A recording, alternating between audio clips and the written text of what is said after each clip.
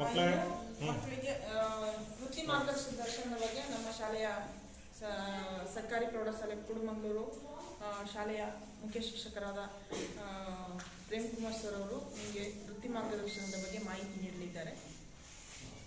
ಮಕ್ಕಳಿಗೆ ನಿಮಗೆ ತಿಳಿಸಿದ ರೀತಿ ನಿಮ್ಮ ಓದು ಪ್ರೌಢಶಾಲಾ ಶಿಕ್ಷಣ ಮುಗಿದ ನಂತರ SLC ಆದ ನಂತರ ಮುಂದೆ ಏನು ಓದಬೇಕು, ಹೇಗೆ ಓದಬೇಕು, ಯಾವ ಕಾಲೇಜ್ ಸೇರ್ಕಬೇಕು, ಯಾವ್ಯಾವ ಕೋರ್ಸ್ ಇದೆ, ವೃತ್ತಿ ಸಂಬಂಧಪಟ್ಟಂಥ ಕೋರ್ಸ್ಗಳಾದ್ರು, ಡಿಪ್ಲೊಮಾ ಇರ್ಬೋದು, ITI ಇರ್ಬೋದು, ಇಂಜಿನಿಯರಿಂಗ್, ಮೆಡಿಕಲ್ ಇರ್ಬೋದು, ಇಲ್ಲಿ ಎಲ್ಲ ಕೋರ್ಸ್ಗಳ ಬಗ್ಗೆ ತಿಳ್ಕೊಳ್ಳಿಕ್ಕೆ ಸಾಕಷ್ಟು ಮಾಹಿತಿ ಇದೆ. ನಾವು ಈ ಕಾರ್ಯಕ್ರಮದಡಿ ಶಾಲೆಗೆ ಸಂಪನ್ಮೂಲ ವ್ಯಕ್ತಿಗಳು ಕರೆಸಿ ಅವರಿಂದ ಮಾಹಿತಿಯನ್ನು ಕೊಡ್ತೇವೆ.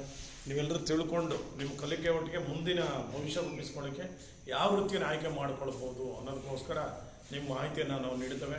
ಅದೆಲ್ಲ ತಿಳ್ಕೊಂಡು ನೀವು ಚೆನ್ನಾಗಿ ಕಲಿತು ಉತ್ತಮ ವಿದ್ಯಾರ್ಥಿಗಳಾಗಿ ತಮ್ಮ ಭವಿಷ್ಯ ರೂಪಿಸ್ಕೊಳ್ಬೇಕು ಅಂತ ನಾನು ಹೇಳಲಿಕ್ಕೆ ಬಯಸ್ತೇನೆ.